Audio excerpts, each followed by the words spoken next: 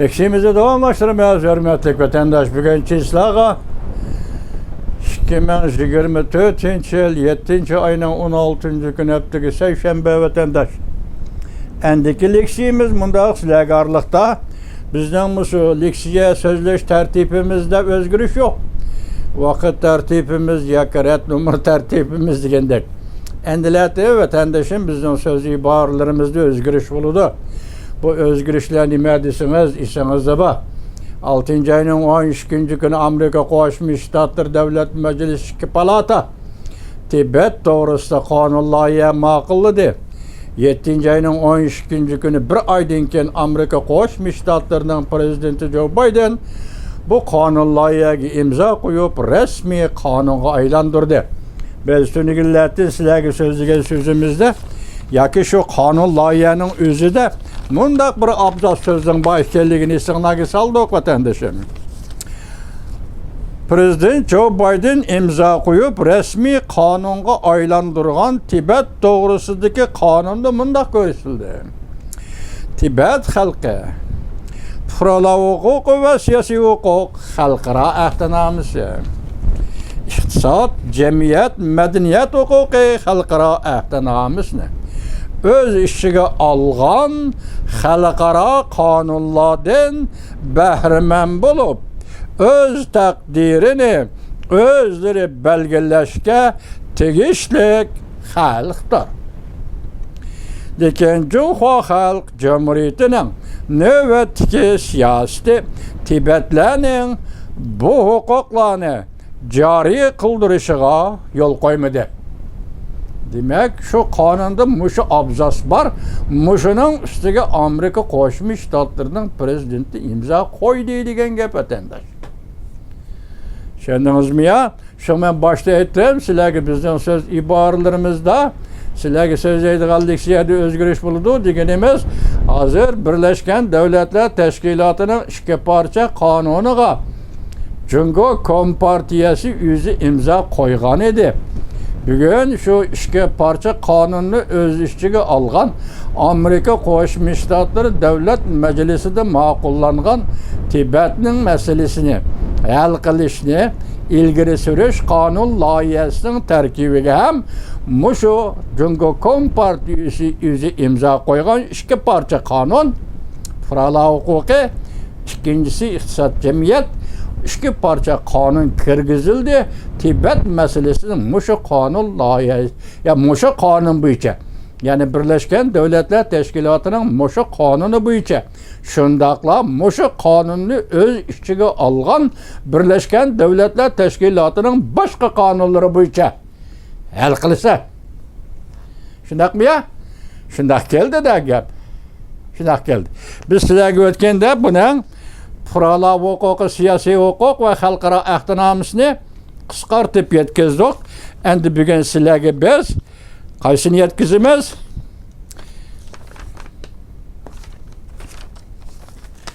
Bugun sizlarga biz vatandaş endi iqtisod, cemiyet, medeniyet huquqi xalqaro ahdnamasi.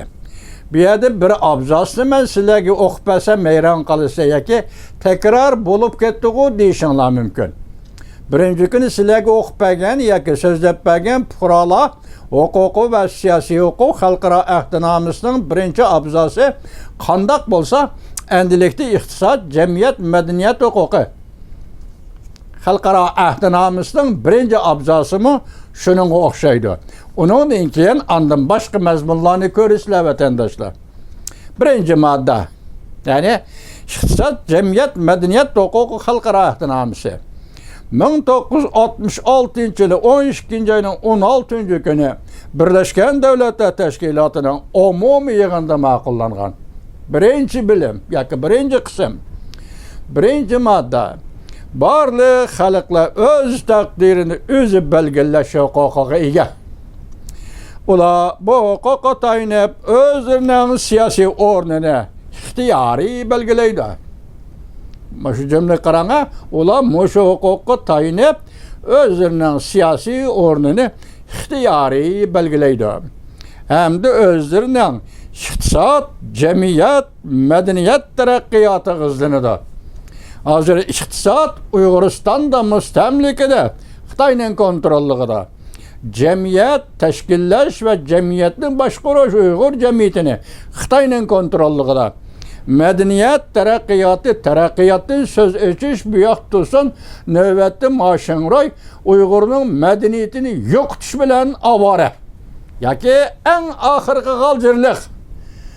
Qo'lidan keladigan har qanday buzg'unchilikning hammasini ishga solib, Uyg'ur jamiyatiga buzg'unchilik qilish, Uyg'urning mavjudligiga buzg'unchilik yoki zarbi berish yoki tahdid solish.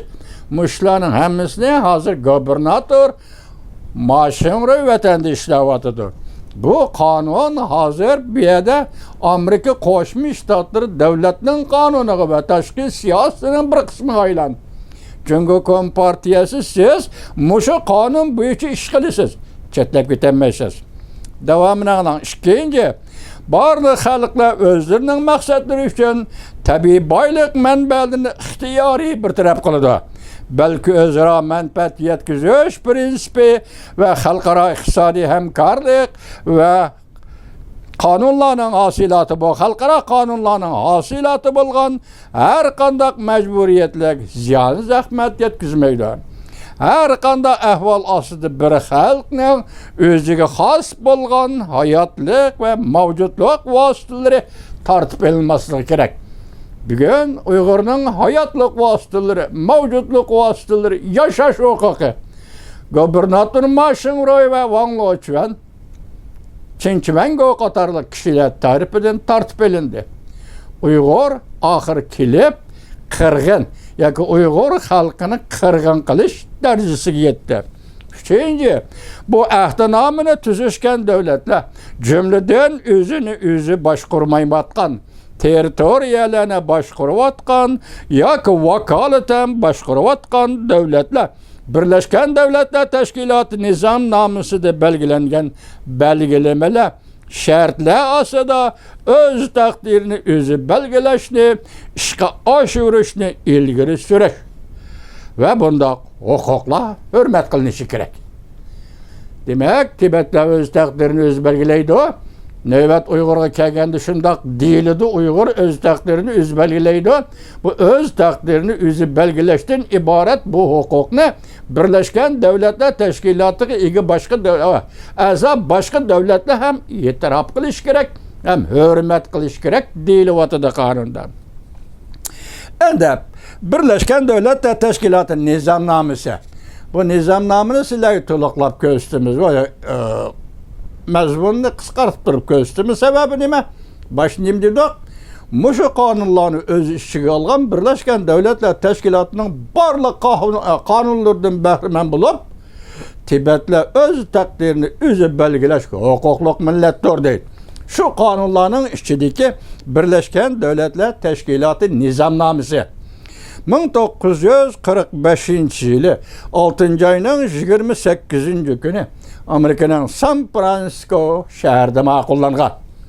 Birinchi modda Birleşken Devletler Teşkilatı'nın baş prinsipi. Birinchi, xalqaro tinchlik va bexatarlikni davomlashtirish. Hamda bu maqsad uchun kollektiv, unumli chora qo'llanish. Tinchlikka yetib kelgan tahdiddan saqlanish va bu tahdidni yo'qotish.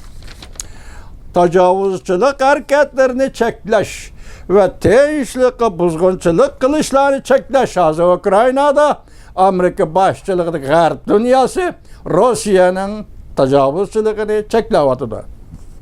Hamda tinchlikni usul chora qilib, adolat va xalqaro qonunlar prinsipiga tayanib, tinchlikka buzg'unchilik qiladigan xalqaro talash tortish va bundan kelib chiqadigan vaziyatni tartibga solish va hal qilish. Ikkinchi, xalqaro xalqlarning barobarlik huquqini va o'z taqdirini o'zi belgilash prinsipiga asoslanib, bu Birleşken Devletler Teşkilatı'nın nizamnomasi yuqorqi ikki parcha qonun Birleşken Devletler Teşkilatı'nın mushu prinsipga asosan tuzgan qonuni. Asoslanib, do'stlik munosabatlarini taraqqiy qildirish hamda yana boshqa muvofiq choralarni qo'llanib, umumyüzlük tinchlikni kuchaytirish. Uchinchi, xalqaro hamkorlikni ilgari surib, xalqaro iqtisod, jamiyat, madaniyat va insoniyat farovonligiga mansub bo'lgan xalqaro masalalarni millat ayrimay, jins ayrimay, til ayrimay, diniy e'tiqod ayrimay, butun insoniyatning kishilik huquqi va negizlik erkinligini hurmat qilishni ilgari surish. Yuqori qonunlar dal mushu ruhda tuzilgan qonunlar. To'rtinchi, har qaysi davlatlarning harakatini moslashtirish markaziy organi orqali yuqorqi o'rtaq maqsadlarga yetish. Enlikli yana bir qonuni, Birleşken Devletler Teşkilatı'nın yana bir qonuni. Mustamlika davlatlarga va xalqlarga mustaqillik berish xitobnomasi. 1960-yili 12-oyning 14-kuni Birleşken Devletler Teşkilatı'nın umumiy yig'inida ma'qullangan. Ko'pchilik beshini qoldirib qo'ydim. Dunyo xalqining barliq shakllik mustamlikchilikni yo'qotishdan iborat keskin arzusini tunib yetib, mustamlikchilikning davomli mavjud bo'lib turishi xalqaro iqtisodiy hamkorlikning taraqqiyotiga to'sqinlik qildi.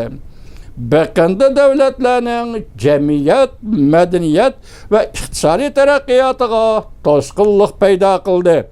Shundaqla Birleşken Devletler Teşkilatı'nın tinchlik g'oyalarini ishga oshirish to'sqinlik paydo qildi. Ko'pchilik. 6-chi, yana shu qonunlar qatoridagi 6-chi qonun. Mavzu mundaq: millatlarning o'z taqdirini o'zi belgilash huquqi, tabiiy boyliqlarga egalik huquq, yurgizish va taraqqiyot huquqi. Birleşken Devletler Teşkilatı umumiy yig'inining xalqlar va millatlarning o'z taqdirini o'zlari belgilash to'g'risidagi qarori. Bu ostidagi mavzu. 1953-yili 12-oyning 16-kuni umumiy yig'inda ma'qullangan.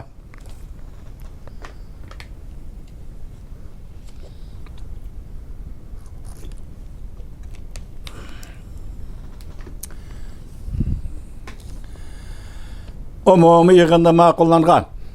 Xalqlar va millatlarning ko'pchilik ketmishida.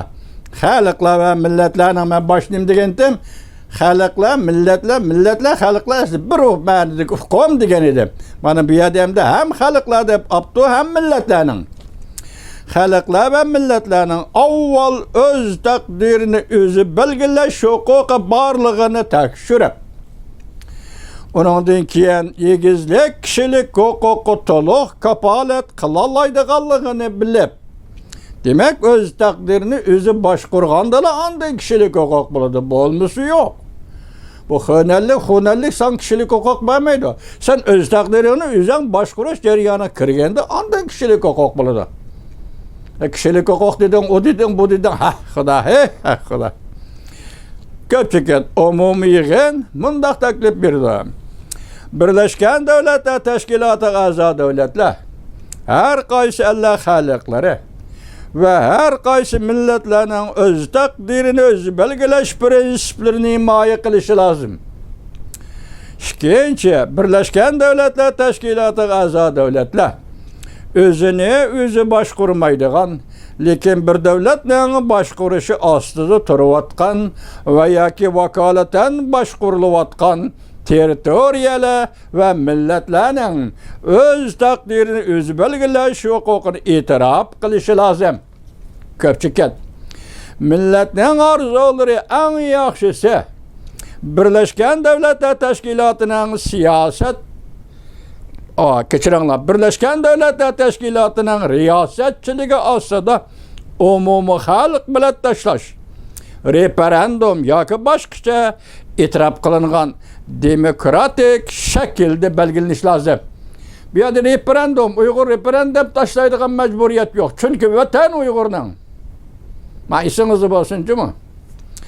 Shuncha o'zini o'zi boshqarmaydigan territoriyalar ve vakaleten başkuruladigan territoriyalarni başqurishga mas'ul bo'lgan, yani kelib Birleşken Devletler Teşkilatı'na a'zo davlatlar öz takdirini özü belgilash huquqini yo'lga qo'yish ten avval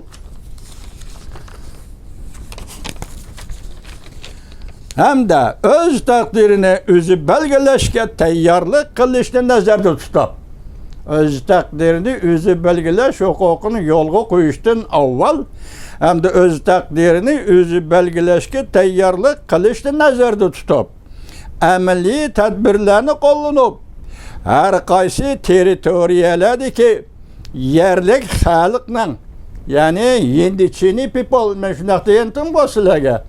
Hele savasız qarqusaqlar indigenous people demda, ha shunday deydi. Qarqusaqlar diqqati. Har qaysi territoriyalardagi yerli xalqning, ya'ni indigenous people'ning mushu territoriyalarda hukumat qurish, qonun turg'izish, ma'muriy organlar xizmatini bevosita o'tdiga olishini kapolatga qilib, kelgusida o'zini o'zi idora qilishga, boshqarishga tayyorlik qildirilishi kerak. Qaray, indigenous people'chilar, qara, indigenous people'chilarni degani bir og'izga mustaqil bo'lmaydi, mustaqil bo'lish yo'l qo'ymaydi. Qaray, savodli odam bormisan? Xitoycha bilgan odam hech nima bilmaydi, ingliz bilgan odam hammani bildi. Sen shunday qo'shna deding-ku deyman, ha? Shinjongchi xiyolizm degan asiringda. Ama nima da'vatida? Sen nima dedingmaydi? Qonun nima da'vatida? Xalqaro qonun nima da'vatida qara. Yerli xalq bu indigenous people. Yoki indigenous senin tilingni inglizcha bildigan odam bu xalqaroda shunda qoldi. Buni emas, buni biz yerli xalq dedik-ku. Sen bor kuching bilan yerli xalq qarıştırding. Yerli xalq bo'lishdi Uyg'urga qarıştırding. Maqsading bir. Bu vatan Uyg'urning vatani emas, 60 millatning vatani. Shundoq deding-ku. Birleşken Devletler Teşkilatı'nın qonuni ko'rib turib sen bu yerli xalq Uyg'urning vatani deganni o'zgartib 60 millatning ismini bu davlat majlis va boshqa siyosiy organlarga Amerikada xat yozding-ku. Mana qarab baqa. Indigenous people, yani mushu territoriyalarda hukumat qurish ko'rdingmi? Qonun turg'izish ko'rdingmi? Ma'muriy organlar xizmatini bevosita o'tdiga olishni kapolatga qilib ko'rdingmi? Kelgusida o'zini o'zi idora qilishga, boshqarishga tayyorlik qildirilishi kerak. Bu yerga kirib, Uyg'urlar ichiga ziddiyat solib, indigenous people undaq, indigenous people mundaq deb uni haqoratlab, buni tillab, o'zingni bozorga solib, kallang ishlamaydi, lekin kallang ishlamasimi quyrug'ingni bozorga solib, Uyg'ur jamiyatini parakanda qilma. Bilamdi? Mana bu qonunlar bugun imzo qo'yildi, qonunga aylan Tibet shu bo'yicha mang'idi. Uyg'urlar ham shu bo'yicha yetib keldi, Xudo xolisi bir kun.